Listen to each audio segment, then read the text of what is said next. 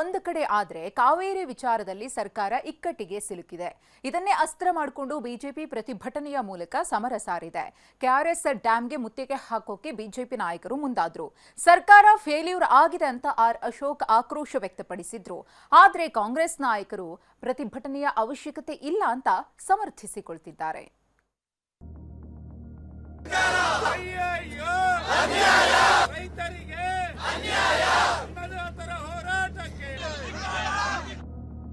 ಕಾವೇರಿ ಇಕ್ಕಟ್ಟಿನಲ್ಲಿ ರಾಜ್ಯ ಸರ್ಕಾರ, ಮಂಡ್ಯದಲ್ಲಿ ಕೇಸರಿ ಪಡೆ ಸಮರ. ಕಾವೇರಿ ತಾಯಿ ನಮ್ಮದು, ಕಾವೇರಿ ನೀರು ನಮ್ಮದು, ಇದರ ಹಕ್ಕು ನಮ್ಮದು. ಸಿಎಂ ಡಿಕೆಶಿ ಫೇಲ್ಯೂರ್ ಆಗಿದ್ದಾರೆ ಎಂದ ವಿಪಕ್ಷ ನಾಯಕ ಆರ್ ಅಶೋಕ್.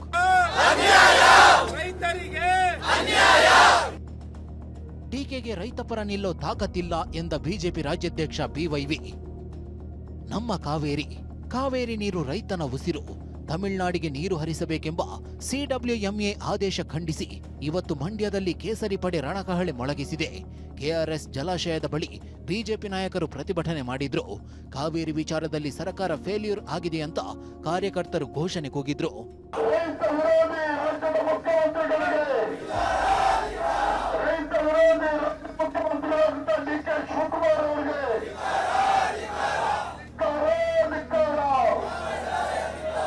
ಪ್ರತಿಭಟನೆಯಲ್ಲಿ ಬಿಜೆಪಿಯ ಘಟಾನುಘಟಿ ನಾಯಕರು ಭಾಗಿಯಾದರು.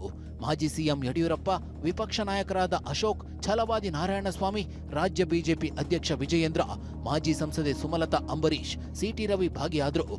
ಕಾವೇರಿ ನಮ್ಮದು ಎಂಬ ಘೋಷಣೆಗಳು ಮೊಳಗ್ತು.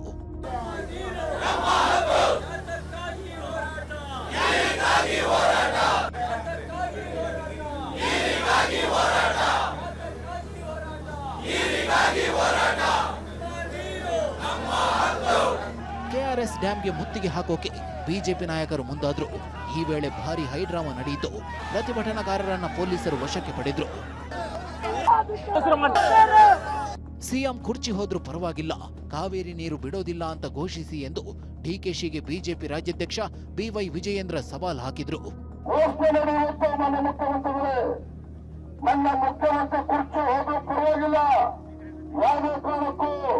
ಕಾವೇರಿ ಕೊಳ್ಳದ ರೈತರಿಗೆ ಅನ್ಯಾಯ ಮಾಡೋದಕ್ಕೆ ಬರೋದಿಲ್ಲ, ತಮಿಳುನಾಡಿಗೆ ನೀರನ್ನು ಹರಿಸೋದಿಲ್ಲ ಅನ್ನೋದನ್ನ ಘೋಷಣೆ ಮಾಡಿ ಆಮೇಲೆ ನಾವೆಲ್ಲ ಕೂಡ ಸರ್ವಪಕ್ಷ ಅಲ್ಲಿ ಸರ್ವಪಕ್ಷ ಸಭೆ ಬರೋದಕ್ಕೆ ಸಾಧ್ಯ ಇಲ್ಲ.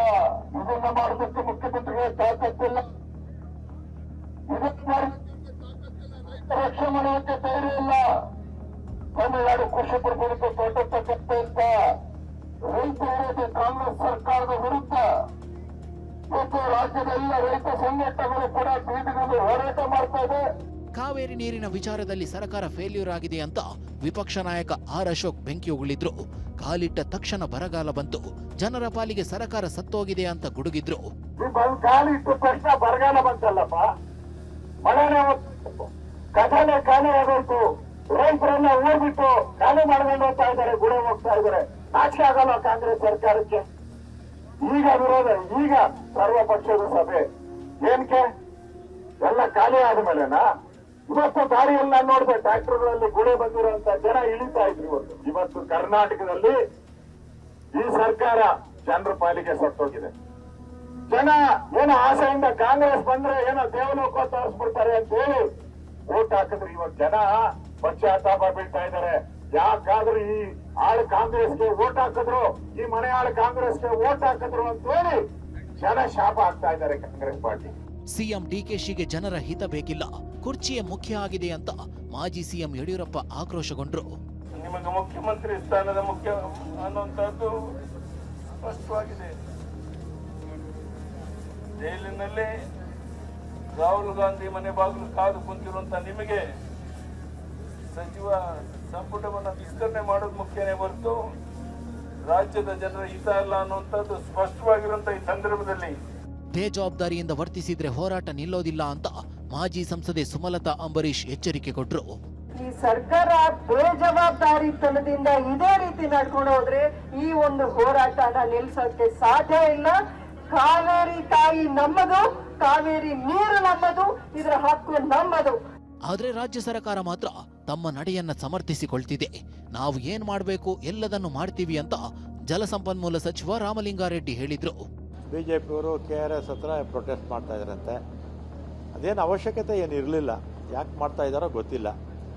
ಯಾಕೆಂದರೆ ನಾವು ನಮ್ಮ ರಾಜ್ಯದ ಹಿತಾಸಕ್ತಿ, ರೈತರ ಹಿತಾಸಕ್ತಿ ಗಮನದಲ್ಲಿಟ್ಕೊಂಡೇ ನಾವು ಅಪೀಲ್ ಹೋಗಿರೋದು. ಮತ್ತು ಈಗ ವಿಪಕ್ಷದ ನಾಯಕರನ್ನು ಕರೆದಿರ್ತಕ್ಕಂಥದ್ದು ಕೂಡ, ಸರ್ವಪಕ್ಷಗಳ ನಾಯಕರನ್ನ ಕರೆದಿರ್ತಕ್ಕಂಥ ಉದ್ದೇಶ ಕೂಡ ಅದೇ. ಅದೇನೇ ಹೇಳಿ, ತಮಿಳುನಾಡಿಗೆ ನೀರು ಬಿಡೋ ವಿಚಾರದಲ್ಲಿ ಕರ್ನಾಟಕಕ್ಕೆ ಹಿನ್ನಡೆ ಆಗಿರಬಹುದು.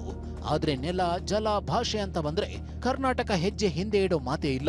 ಯಾವುದೇ ಕಾರಣಕ್ಕೂ ರೈತರಿಗೆ ಅನ್ಯಾಯ ಆಗೋಕೆ ಬಿಡಬಾರದು. ಈ ನಿಟ್ಟಿನಲ್ಲಿ ರಾಜ್ಯ ಸರ್ಕಾರ ಕ್ರಮ ಕೈಗೊಳ್ಳಬೇಕಿದೆ. ಅದು ಅನಿವಾರ್ಯವೂ ಹೌದು. Bureau report, TV9.